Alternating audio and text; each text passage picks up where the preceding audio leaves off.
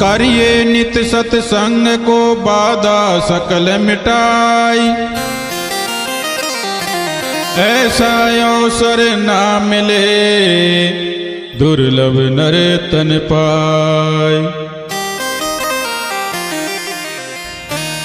जीवन यौवन राजमद अविचल रहा न कोई।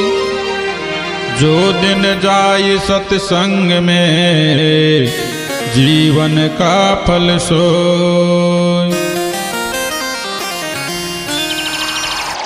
सत्संग की गंगा बह रही है गुरुदेव तुम्हारे चरणों में। सत्संग की गंगा बह रही है गुरुदेव तुम्हारे चरणों में। म्यूजिक वही अपना गुरु कृपा रिकॉर्डिंग स्टूडियो देलाड़ा।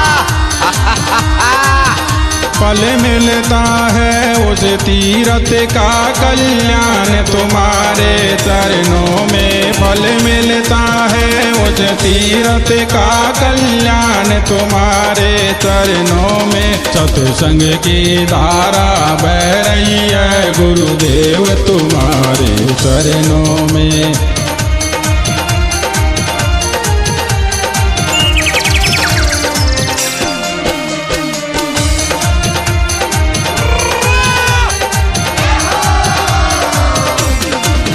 मैं जन्म जन्म भर माया हूँ अब शरण आपकी आया हूँ।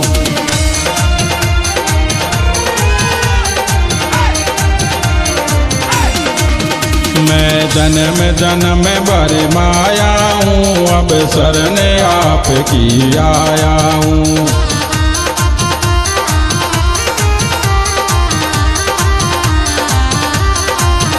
इन भूले भटके जीवों का कल्याण तुम्हारे चरणों में। इन भूले भटके जीवों का कल्याण तुम्हारे चरणों में। सत्संग की गंगा बह रही है गुरुदेव तुम्हारे चरणों में।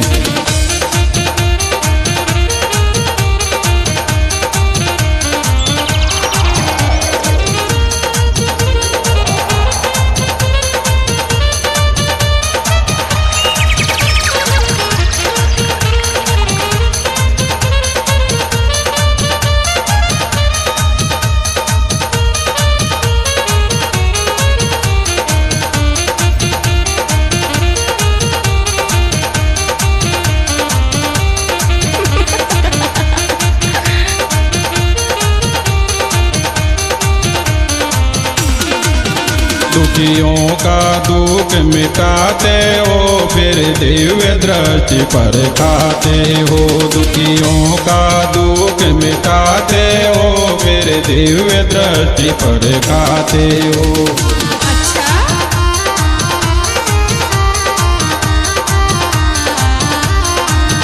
तबे आवागमन छुटाते हो मोक्ष तुम्हारे चरणों में। तबे आवागमन छुटाते हो मोक्ष तुम्हारे चरणों में। सत्संग की गंगा बह रही है गुरुदेव तुम्हारे चरणों में।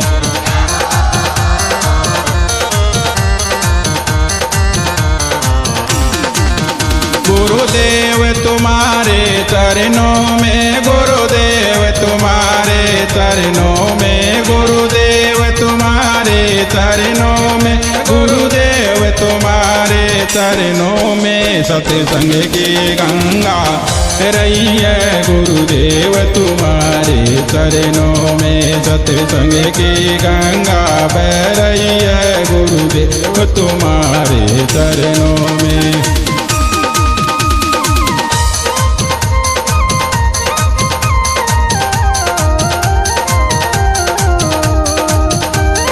रिकॉर्डिंग करता बाबूलाल जी केशुपुरा।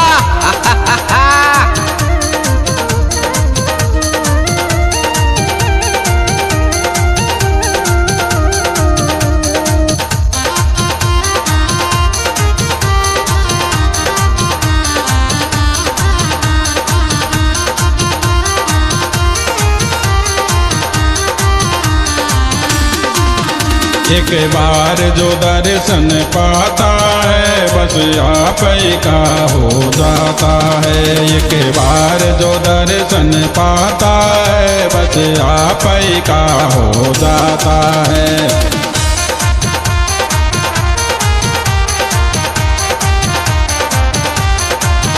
क्या गुप्त तुम्हारी प्रीति है यह धन्य तुम्हारे चरणों में। क्या गुप्त तुम्हारी प्रीति है यह धन्य तुम्हारे चरणों में। सत्संग की गंगा बह रही है गुरुदेव तुम्हारे चरणों में।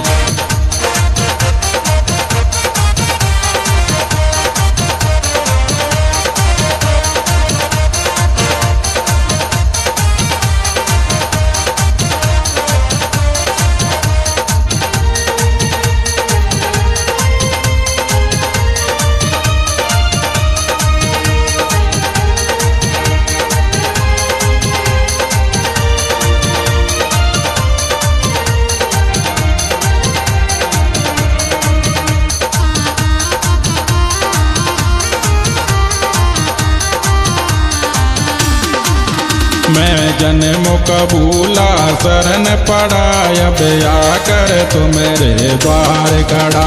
मैं जन्म कबूला शरण पड़ा अब आकर तू मेरे द्वार खड़ा।